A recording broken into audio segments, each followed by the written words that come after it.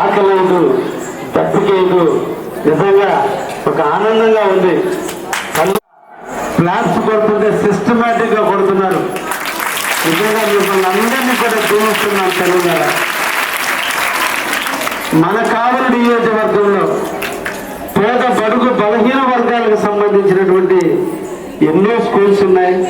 అందరూ కూడా కష్టపడి చదువుతున్నారు పిల్లలు. తల్లిదండ్రులు కూడా బిడ్డల మీద నమ్మకారం పెంచుకొని పిల్లలకు ఒక మంచి బంగారు బాట అందించాలి. పిల్లల భవిష్యత్తులో మనం పడ్డ కష్టాలు మన పిల్లలు పడకూడదు. తిన్నా తినకపోయినా, ఉన్నా లేకపోయినా, ఇబ్బందులు ఎదుర్కొన్నా కూలీ నాలి చేసుకుని మన బిడ్డలు రేపటి రోజున మనకంటే తలెత్తుకుని తిరిగేటట్టుగా మనందరి బిడ్డలు ఎదగాలని కాంక్షతో తల్లిదండ్రులు తీసుకున్నటువంటి నిర్ణయానికి శిరస్సు వంచి మిమ్మల్ని అందరినీ కూడా అభినందిస్తున్నాం.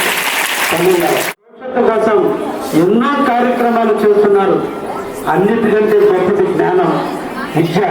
అటువంటి విద్యను అభ్యసించే దాంట్లో మన రాజ్యాంగ నిర్మాత అయినటువంటి డాక్టర్ బాబాసాహెబ్ అంబేద్కర్ గారి గురుకులం స్కూల్ నుండి ఈరోజు విచ్చేసాం.